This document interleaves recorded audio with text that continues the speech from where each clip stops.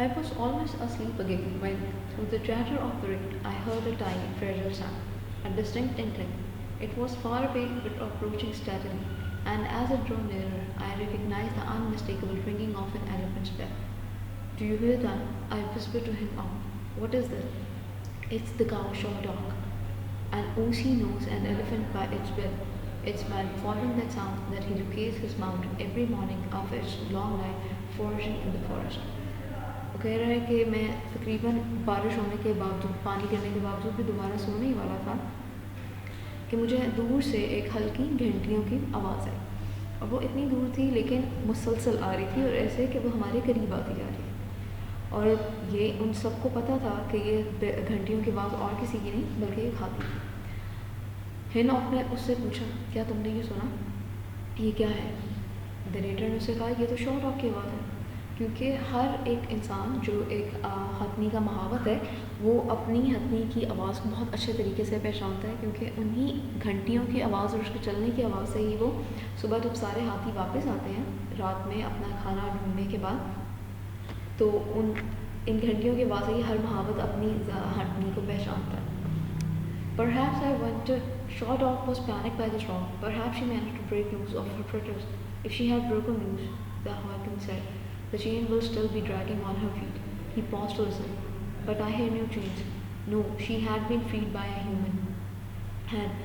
But whose would that hand be? I asked. मैंने ये मशवरा दिया कि हो सकता है कि शॉ डॉग इतने तूफान से परेशान हो गई और उसने अपनी रस्सियाँ और चेन छुड़वा के तो वो भाग गई। लेकिन हिनॉक ने कहा कि नहीं, अगर तो वो अपनी रस्सी तोड़वा कर आई होती, चेन तोड़वा कर आई होती, तो वो चेन अभी भी उसके पाँव के साथ लटक रही होती। लेकिन अगर तुम सुनो गौर से तो किसी भी चेन की आवाज़ नहीं आ रही। इसका मतलब ये है कि उसको किसी इंसान ने आज़ाद किया। और नरेटर ने उससे पूछा कि वो हाथ किसका हो सकता है। He silenced me abruptly with a raised hand. The bell was very close now, and the heart was shivering to the elephant's tread. I started to move towards the ladder, but the Hinog pulled me back. No, he said, stay here. उसने अचानक से मुझे खामोश कराया, अपना हाथ ऊंचा करके।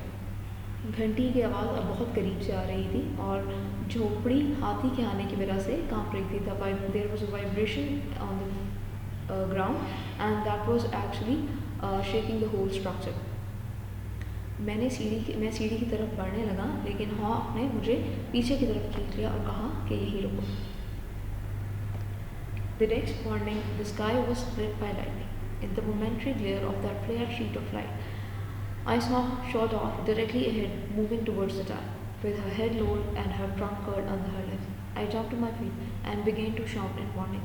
Thakin, Mackay, Thakin! Mackay Thakin had already heard the bells, felt the tremor of the elephant approaching weight. A flame flickered in one of the tie's windows, and the young man appeared on the veranda, with a lantern in one hand and his hunting rifle in the other. अगली सुबह जब आसमान पे बिजली चमकने से एकदम रोशनी हुई, अगले ही लम्हे आसमान पे बिजली चमकने से रोशनी हुई, तो उस ज़रा सी रोशनी में उन्होंने देखा कि शॉ डॉग जो है वो इन झोंपड़ियों की तरफ बढ़ती हुई आ रही है और उसका सर नीचे की तरफ झुका हुआ है और उसकी सूंड जो है वो उसके होंठों की तरफ मुड़ कर गई हुई है। जो नरेटर है वो एकदम से उठा और उसने ज़ोर ज़ोर से चिल्लाना शुरू कर दिया, मके थकेन, ताकि वो उसको बुला सके। थकेन का लफ्ज़ जो है वो इज़्ज़त के लिए किसी के नाम के साथ यूज़ किया जाता है, जैसे हमारे यहाँ साहब या मोहतरमा का लफ्ज़ होता है। मके थकेन ने ये हाथी के आने की आवाज़, उसने भी बेल सुनी, उसे भी उसके आने से जो वाइब्रेशन फील हो रही थी, इस वजह से वो जल्दी से उठा, उसकी झोंपड़ी में जो एक मोमबत्ती उसने जलाई थी उसको वो लेकर बाहर बरामदे में आया और एक हाथ में उसकी लालटेन थी और दूसरे हाथ में उसके शिकार करने वाली बंदूक थी।